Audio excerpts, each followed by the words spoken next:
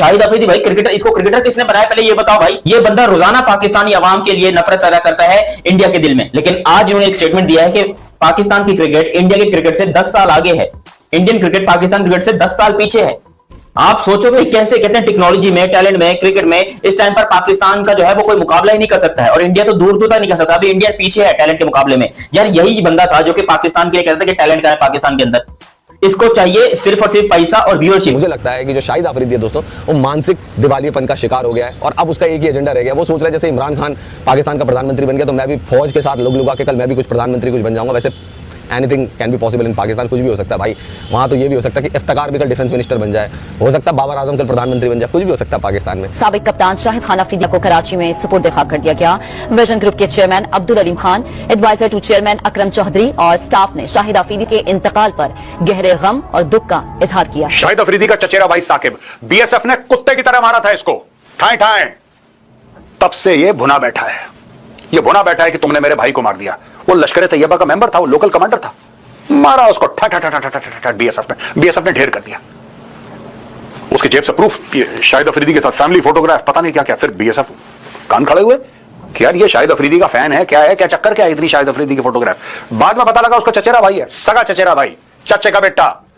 तब से शाहिद अफरीदी के गैर फुके हुए हैं दोस्तों। मैं आशिक हूं और एक वीडियो के साथ। दोस्तों आइए देखते हैं इस वीडियो में पाकिस्तान मीडिया का क्या रिएक्शन रहता है। और दोस्तों हमारी फौज तो इतनी ट्रेंड हो गई है कि वो तो ये तो मुकाबले ही नहीं कर पाएंगे। अफरीदी जी आपने चाय की ऑफर करी है तो मैं ऑफर ये करूंगा, फिर 93,000 आप भेज दें, फिर उनकी जो पतलून उतर जाएंगी। इस बंदे की बोंगियां इतनी ज्यादा हो गई है यार, इतनी बकवास, इतनी बातें, इतनी, ये क्या है शाहिद भाई को कौन सा क्या पी रहे हो आजकल, क्या कौन सा भाई आप लोगों ने यहाँ पर शुरू किया हुआ? क्योंकि आप खुद सोचो एक तरीके से दुनिया को चीज नजर आ रही है, दुनिया देख रही है, आप यहाँ पर बैठ के पाकिस्तान की आवाम को, पाकिस्तान की बेचारी पब्लिक को भूतिया बना रहे हो। कहाँ पाकिस्तान है, कहाँ इंडिया, मतलब कोई कंपैरिजन है क्या इन दोनों देशों का? मतलब पाकिस्तान 75 सालों के बाद भी कहाँ लगा पड़ा है, मतलब समझ में ही नहीं आता कि कौम पे लोन है या लोन पे कौम है, क्या चल रहा है इस देश में किसी को नहीं पता। मतलब अगर चाइना और IMF लोन देना बंद कर दे तो पाकिस्तान में तो अगले दिन की तनख्वाह देने की उनकी सरकार के पास पैसे ना हो। क्यों पाकिस्तान कोई सबूत ही दिखा दो यार कि पाकिस्तान दिखाया। एक अभी भी हमारे पास है, एक को हमने चाय पिला के वापस भी कर दिया आप लोगों के पास, पटाखा पड़ जाता है वहां पे पाकिस्तान। तुम लोगों की 8 लाख फौज वहां बैठी है यार कश्मीर में। भाई किस चीज में आगे है, किस चीज में मुझे बताओ, ये देखने में आगे है। आप वेबसाइट जाकर देख लो, पाकिस्तान के अंदर सारी की सारी बैन हुई पड़ी है, लेकिन नंबर 1 पे कहां मिलेगा? पाकिस्तान में।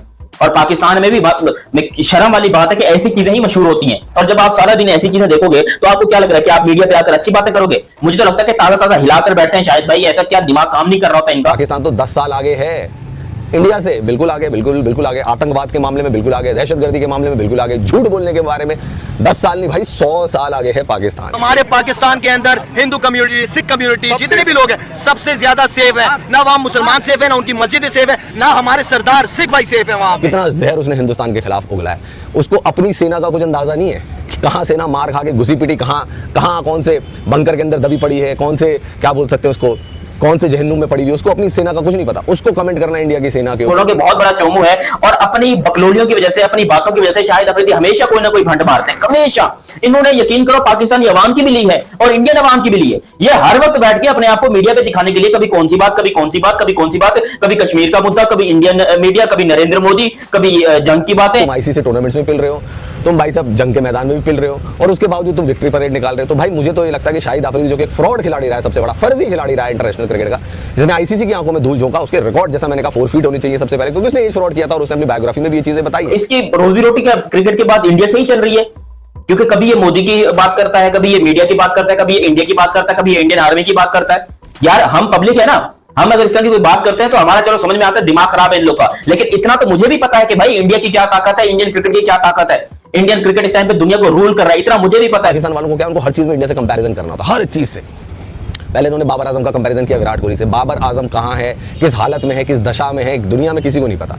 और भैया 3 फॉर्म में टीम में भी नहीं है पाकिस्तान की। अभी यहाँ पर PSL के अंदर हमारे पास DRS नहीं था। क्यों नहीं था DRS? क्योंकि DRS आया था इंडिया से। इंडिया के जो टेक्नीशियंस थे, इंडिया के जो लोग थे, वो सारे आए थे PSL के अंदर DRS लेकर, और DRS की टेक्नोलॉजी किसने बनाया? पहले यहाँ पर सारा मामला हुआ पिंडी के ऊपर, इसको किसने बनाया? चलो या फिर जो ये क्या चीज हमें लग रहा था कि भाई ये बड़ा पीसफुल आदमी है, बड़ी DRS चलाने वाला है, क्रिकेट की वजह से तो प्यार करता है। इसने इंडियन लोग वापस पाकिस्तान के लिए इंडिया के दिल में बनाई है, किसी और ने नहीं बनाई।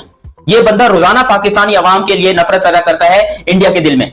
ऐसे ऐसे यहां पर बोंगिया मारता है। और भाई मैं पाकिस्तानी, मैं शाहिद अफरीदी, अगर आप शाहिद अफरीदी कहते हैं पाकिस्तानी अवाम को रिप्रेजेंट कर रहा हूं, मैं पाकिस्तानी अवाम की दिल की बात कर रहा हूं, नहीं भाई, हमारे दिल की बात बिल्कुल नहीं बता रहा, ना ही हमारे जहन की बात बता रहा, क्योंकि इतनी बोंगिया इसने मारी अपनी जिंदगी में, इतनी पाखंडी गिरी की है। और ना सीरियस नोट, मैं बड़ी इज्जत करता था शाहिद अफरीदी की, लेकिन आज इन्होंने एक स्टेटमेंट दिया है कि पाकिस्तान की क्रिकेट इंडिया के क्रिकेट से 10 साल आगे है, इंडियन क्रिकेट पाकिस्तान क्रिकेट से 10 साल पीछे है। आप सोचोगे कैसे, कहते हैं टेक्नोलॉजी में, टैलेंट में, क्रिकेट में इस टाइम पर पाकिस्तान का जो है वो कोई मुकाबला ही नहीं कर सकता है, और इंडिया तो दूर दूर तक नहीं कर सकता। अभी इंडिया पीछे है टैलेंट के मुकाबले में। यार यही बंदा था जो कि पाकिस्तान के लिए कहता था कि टैलेंट का है पाकिस्तान के अंदर, इसको चाहिए सिर्फ और सिर्फ पैसा और व्यूअरशिप। इसको चैनल वाले एक कार्टून के तौर पर अपने ऊपर बुलाते हैं, भाई ये इतना बड़ा क्रिकेटर है, इसको क्या जरूरत है ऐसी बोंगियां मारने की, इतनी अच्छी इसकी फाउंडेशन है, गरीबों की मदद करता है, सब कुछ ठीक ठाक है, लेकिन इसको पैसा कमाने के लिए ऐसी ओछी हरकतें क्यों करनी पड़ती है कि कभी इंडिया की, ये इसकी रोजी रोटी का क्रिकेट के बाद इंडिया से ही चल रही है। क्योंकि कभी ये मोदी की बात करता है, कभी ये मीडिया की बात करता है, कभी ये इंडिया की बात करता है, कभी ये इंडियन आर्मी की बात करता है। यार हम पब्लिक है ना, हम अगर इस तरह की कोई बात करते हैं तो हमारा चलो समझ में आता है दिमाग खराब है इन लोग का, लेकिन इतना तो मुझे भी पता है कि भाई इंडिया की क्या ताकत है, इंडियन क्रिकेट की क्या ताकत है, इंडियन क्रिकेट इस टाइम पे दुनिया को रूल कर रहा है, इतना मुझे भी पता है। मैं एक जस्ट क्रिकेट फैन हूं। तुम आईसीसी टूर्नामेंट्स में पिल रहे हो, तुम भाई साहब जंग के मैदान में भी पिल रहे हो, और उसके बावजूद तुम विक्ट्री परेड निकाल रहे हो। तो भाई मुझे तो ये लगता है कि शाहिद अफरीदी जो कि एक फ्रॉड खिलाड़ी रहा है, सबसे बड़ा फर्जी खिलाड़ी रहा है इंटरनेशनल क्रिकेट का, जिसने आईसीसी की आंखों में धूल झोंका, उसके रिकॉर्ड जैसा मैंने कहा 4 फीट होनी चाहिए सबसे पहले, क्योंकि उसने एज फ्रॉड किया था और उसने अपनी बायोग्राफी में भी ये चीजें बताई है। तो इस जैसे फ्रॉड क्रिकेटर की जो बातें हैं ना दोस्तों, इसकी बातों को सुनकर सिर्फ मुझे अभी हंसी आती है, और मुझे लगता है कि जो शाहिद अफरीदी है दोस्तों, वो मानसिक दिवालियेपन का शिकार हो गया है, और अब उसका एक ही एजेंडा रह गया। वो सोच रहा है जैसे इमरान खान पाकिस्तान का प्रधानमंत्री बन गया तो मैं भी फौज के साथ लोग लुगा के कल मैं भी कुछ प्रधानमंत्री कुछ बन जाऊंगा। वैसे anything can be possible in Pakistan, कुछ भी हो सकता है भाई।